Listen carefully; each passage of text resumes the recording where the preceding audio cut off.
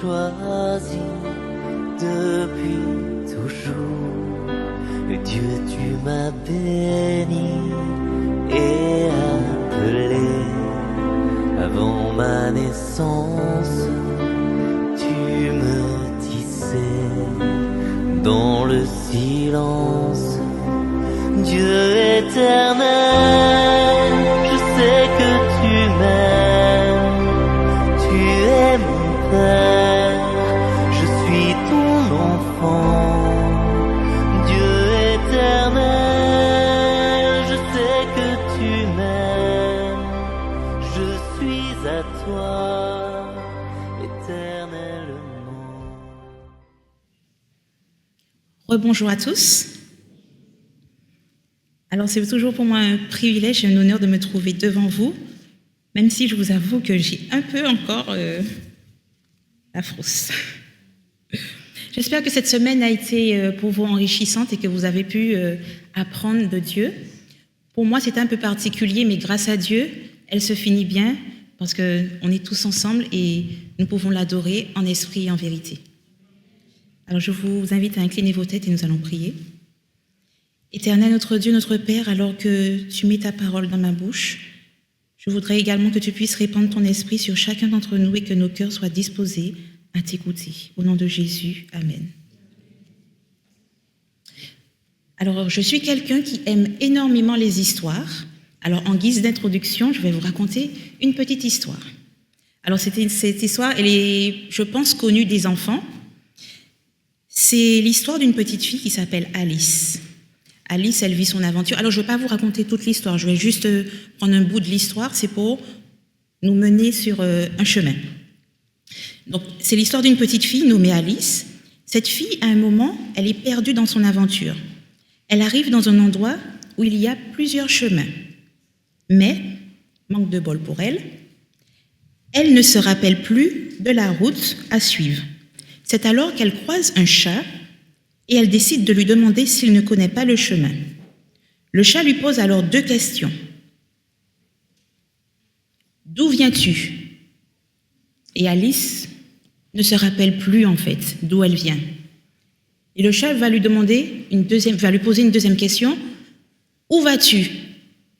Et pareil, Alice, elle ne sait pas en fait, et c'est ce qu'elle cherche. Elle cherche son chemin.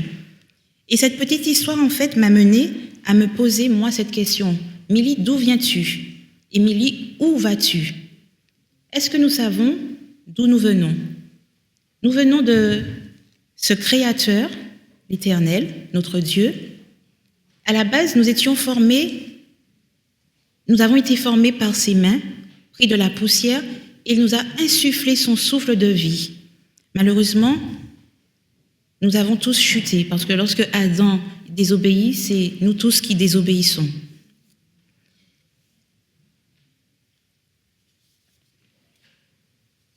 Donc, si nous ne savons pas d'où nous venons, ni où nous allons, alors nous fonçons droit dans le mur. Cette petite réflexion m'a amenée à me poser une autre question. Qu'est-ce que le péché ? Parce qu'à la base, comme je vous ai dit, nous étions créés à l'image et à la ressemblance de Dieu. Et malheureusement, le péché a été introduit dans ce monde. Et maintenant, je me pose la question, mais qu'est-ce que le péché ? La semaine dernière, Ruffin nous l'a rappelé, le Seigneur nous a fait grâce. Dans la Bible, il y a 3 termes qui reviennent régulièrement pour parler du péché. Et ces 3 termes, nous les trouvons dans le psaume 51, que je vais vous inviter à prendre avec moi. Le psaume 51 qui a été écrit par David, nous connaissons tous un peu l'histoire où il se repent en fait de ce péché qu'il a commis. Et je vais vous inviter à lire avec moi le psaume 51, versets 3 et 4. Et nous allons retrouver en fait 3 termes qui peuvent refléter en fait le péché. Ô Dieu, aie pitié de moi dans ta bonté. Selon ta grande miséricorde, premier terme, efface mes transgressions. Lave-moi complètement, deuxième terme, de mon iniquité, et purifie-moi, troisième terme, de mon péché.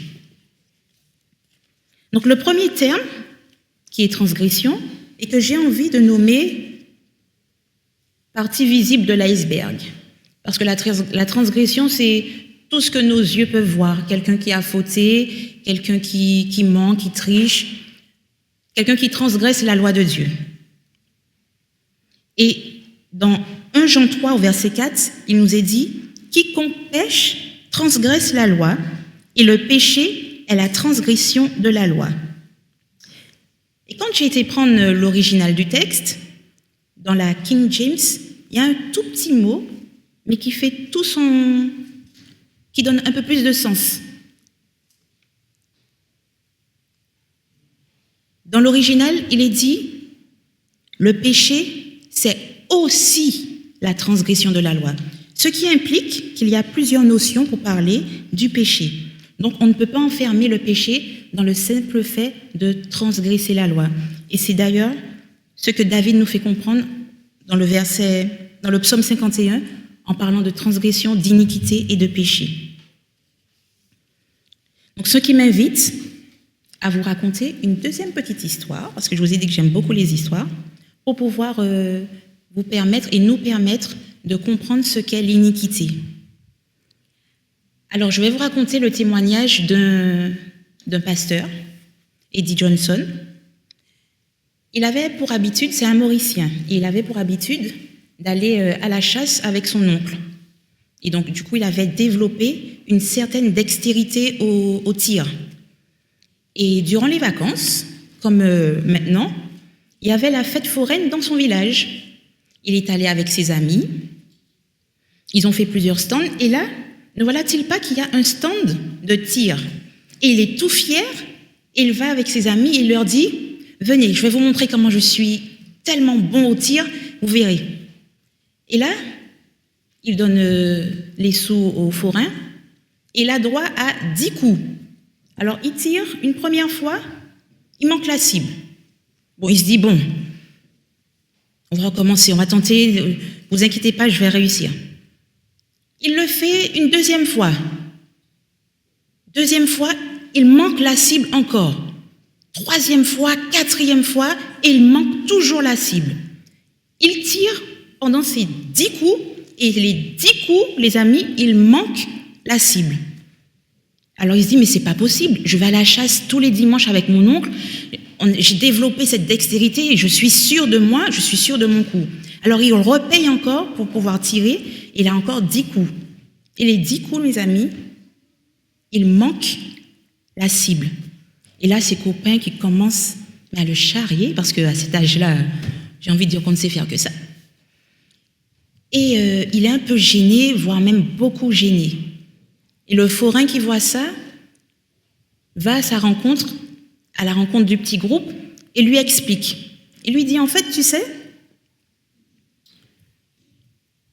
ton fusil, en fait, le bout du canon, je l'ai tordu, mais légèrement. Légèrement pour que tu puisses toujours manquer la cible, mais légèrement aussi pour que tu puisses pas le voir.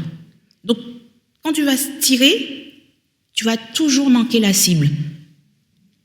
Et là, il se dit, ah ouais, maintenant avec cette information, il se décale un peu, il prend les mesures, il tire et il ne rate pas la cible. Eh bien, en fait, le terme iniquité, c'est tout à fait cela. Nous avons été détournés de notre cible qui est Jésus. On était tous fixés sur Jésus dès la création. Mais malheureusement, nous avons été détournés, recourbés vers nous-mêmes. Et à force, à chaque fois que nous essayons, nous avons cette volonté de vouloir faire le bien, si nous avons été détournés, nous allons souvent, pour ne pas dire tout le temps, rater, manquer la cible. Et à force, nous sommes frustrés parce que, imaginez, à chaque fois qu'on essaye et on échoue et on n'y arrive pas. Et si on ne comprend pas que c'est parce qu'on a été recourbé vers nous-mêmes, on va toujours manquer la cible. Et pour finir l'explication du péché, je vais à nouveau vous raconter le petit témoignage toujours de ce même pasteur qui nous raconte qu'il a été toujours avec le même groupe d'amis à la pêche, cette fois-ci. Et ils ont été à la pêche, mais pas en profondeur. Ils ont été près des rochers, ils observaient un peu les coraux. Donc, ils avaient juste un masque et un tuba. Et vous savez, quand on a le tuba, on ne plonge pas tout au fond, sinon l'air n'arrive pas. Et ils sont en train de regarder. Et tout d'un coup, il sent qu'il n'a plus de respiration. Du coup, il monte à la surface et en fait, c'était encore ses amis qui avaient mis une balle de tennis sur le tuba pour empêcher à l'air de venir. Eh bien, le péché, les amis, c'est le fait d'être coupé d'avec Dieu. Nous avons été séparés d'avec Dieu. Nous avons été séparés avec Dieu.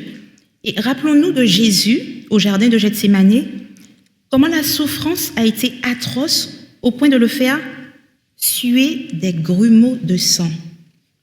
Alors, quand j'ai lu ça, au début, j'avais entendu que Jésus avait sué des grumeaux de sang. Je me suis dit, bon, il a dit ça, mais est-ce que c'est vraiment ça? Est-ce que c'est écrit dans la Bible? Et du coup, j'ai été chercher, et je vous invite à prendre avec moi Luc 22 au verset 44.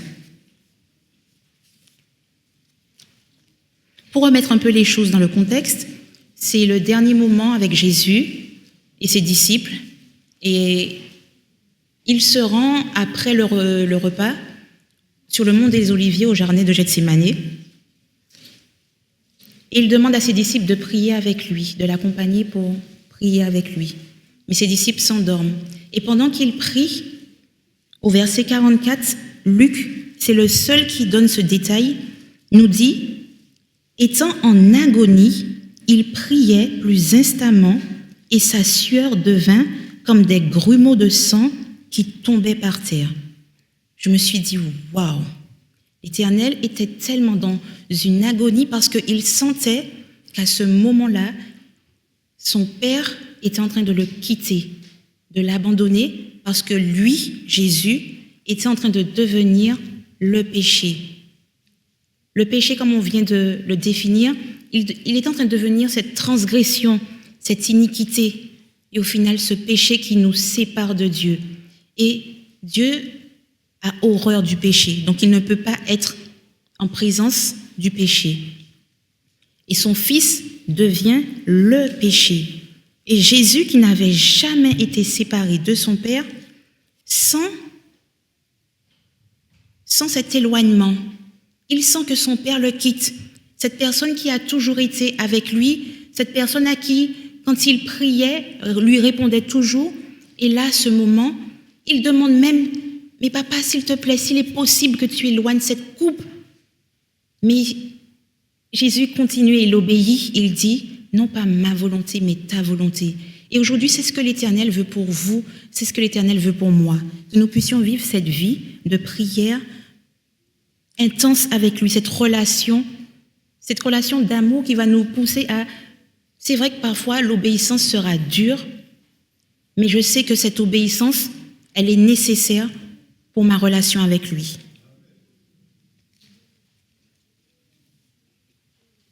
Donc, maintenant, je vous dis, pour essayer de comprendre un peu plus, imaginez en tant que parent, on vous demande d'abandonner votre enfant. Alors moi, quand j'ai réalisé ça, j'ai dit, Seigneur, tu l'as déjà vécu pour moi, alors je ne veux même pas l'imaginer. Parce que je sais que la souffrance que ça peut laisser, la marque que ça peut laisser en tant que parent de perdre son enfant. Donc imaginez la souffrance de Dieu quand il est en train de voir que son fils est en train de devenir le péché et qu'il est obligé en fait de l'abandonner parce qu'il ne peut pas être en contact avec.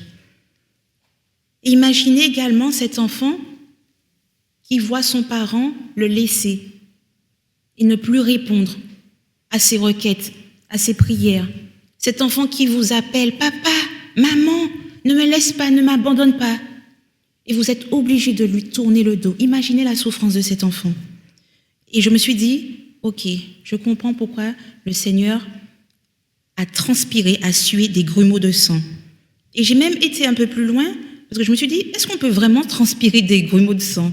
Et quand j'ai fait les recherches, les scientifiques disent que c'est un état dépressif et c'est le plus haut qu'on ne peut pas imaginer en fait. Et Jésus l'a subi pour que nous, aujourd'hui, nous n'ayons pas à subir cette séparation d'avec Dieu.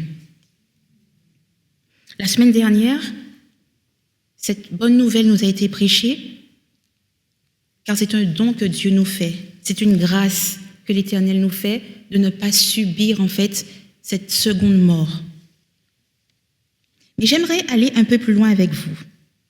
Je me suis attardée un peu sur la notion de péché, mais c'était pour qu'on puisse vraiment comprendre que le péché, c'est pas juste... Alors, je prends un exemple, mais l'exemple qui va parler, je pense, à tout le monde. Le péché, c'est pas juste d'avoir une femme qui est enceinte alors qu'elle n'est pas mariée. Le péché, c'est pas la jeune fille qui va rentrer au temple avec une tenue pas adéquate au temple. Ce n'est pas que ça. Oui, c'est la face visible, mais intégrer aussi que le péché, c'est aussi ce qui vient du fond du cœur, en fait. Parce que la Bible nous dit dans Proverbes que c'est les sources, c'est dans le cœur que ça vient. Donc, ce que Dieu veut pour nous, c'est de purifier complètement notre cœur. Parce que cette jeune fille-là, en fait, je vous parle, c'était pas prévu, mais je vais quand même vous raconter. Cette jeune fille, ça peut être n'importe qui, et pendant ma jeunesse, c'était moi. Quand j'étais au temple, je sais pas pourquoi, mais j'aimais bien provoquer. Et j'aimais bien m'habiller de façon provocante. Et arrivé à l'église, il y a une sœur qui vient et qui me dit, qui commence, on va dire, à m'afficher, à me dire que c'est pas une tenue pour venir au temple, etc. J'étais très effrontée. Je lui ai regardé et j'ai dit, ils ont qu'à pas regarder en fait. Mais il y a une sœur qui est venue et qui m'a dit, tu es très belle aujourd'hui, j'aime bien voir comment tu es coiffée et tes chaussures, je trouve que ça te va très bien. Et j'étais tellement contente. Et la semaine d'après, cette même sœur-là, elle est venue et elle m'a offert une robe. Elle m'a dit, je pense que cette robe-là pourrait bien t'aller. Et je l'ai pas mal pris en fait, parce qu'elle a établi dans un premier temps un lien avec moi. Elle ne m'a pas jugée, je ne me suis pas sentie jugée ce jour-là. Et je peux vous dire que j'ai fini par comprendre que, Milly, tu ne peux pas venir au temple habillée de telle ou telle manière en fait. Oui, en venant habillée avec ce décolleté très plongeant, c'était pas une façon d'honorer ton Dieu. Et il y a une sœur qui n'a pas eu la bonne attitude. Il y a une sœur qui est venue et a établi un lien avec moi pour apprendre à me connaître et pouvoir ensuite me faire comprendre que c'est pas une façon de s'habiller pour venir au temple. Et je la remercie d'avoir agi ainsi avec moi. Donc maintenant, j'aimerais vous poser une question. Mais ce n'est pas une question pour répondre tout de suite. C'est une question pour vous. Est-ce que vous pensez que c'est possible de vivre sans péché?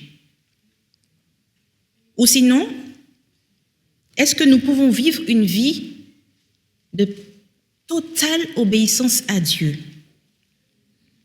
À cette question, j'ai envie de répondre oui, que cela est possible. Mais cela demande une préparation, mais pas n'importe quelle préparation.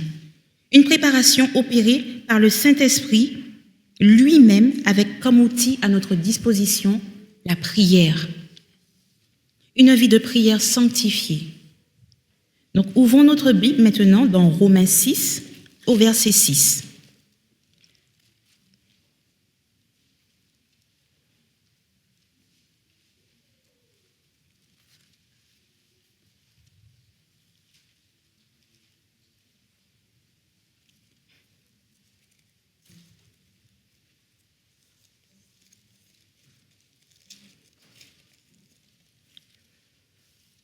Alors Paul, il est clair à ce sujet lorsqu'il décrit la victoire totale selon la volonté de Dieu, sachant que notre vieil homme a été crucifié avec lui afin que le corps du péché fût détruit pour que nous soyons plus esclaves du péché. Et il va rajouter au verset 11 et 12, « Ainsi vous-même, regardez-vous comme morts au péché et comme vivants pour Dieu en Jésus-Christ. Que le péché ne règne donc point dans votre corps mortel et n'obéissez pas à ses convoitises. Et si vous n'avez pas encore été convaincu, je vais vous laisser tourner vos pages dans 1 Jean 3 au verset 6.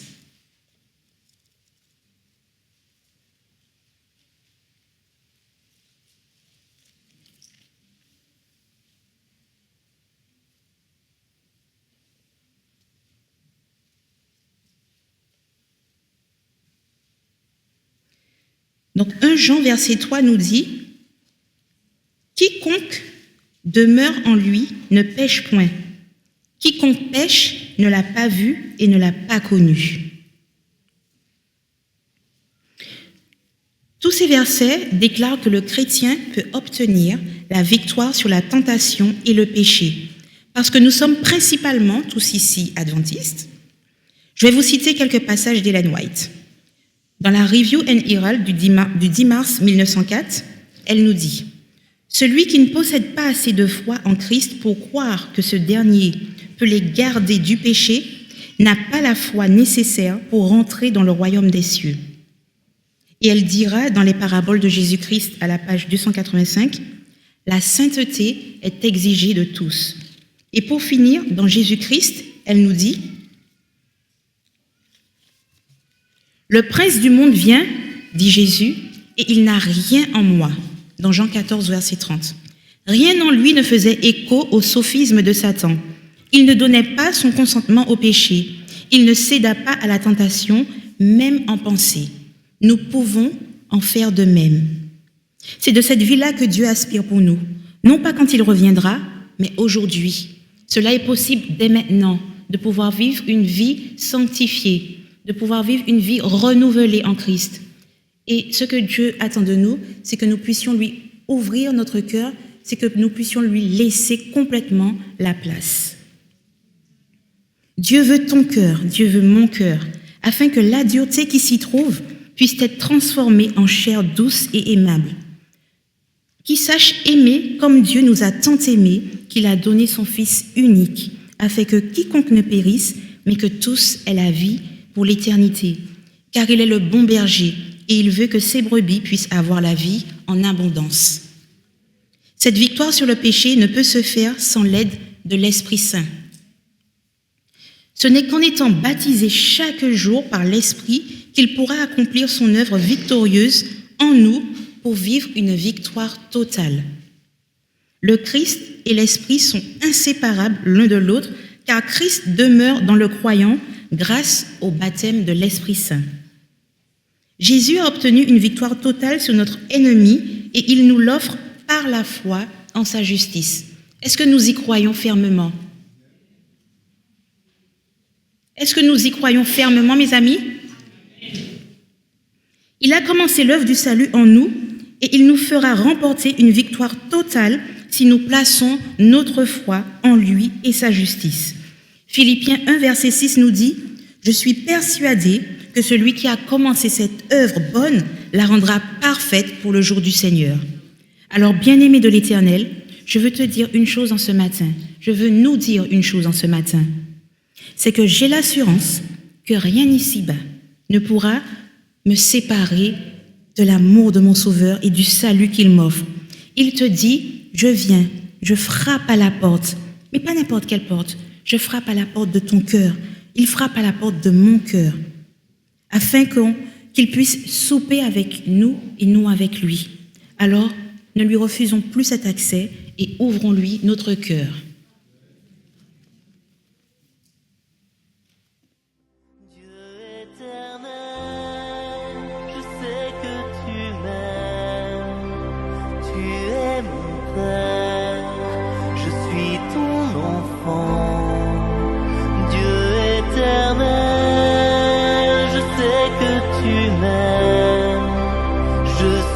À toi, éternellement, où donc aller, loin de ton souffle, où m'enfuirai-je, loin de ta face, je monte aux cieux. Mon Dieu, tu es là dans les abîmes. Ta main est sur moi, Dieu éternel. Je sais que tu m'aimes, tu es mon Père, je suis ton enfant. Dieu éternel, je sais que tu m'aimes, je suis à toi éternellement. Dieu éternel, je sais que tu m'aimes, tu es mon Père, je suis ton enfant. Dieu éternel, je sais que tu m'aimes, je suis à toi.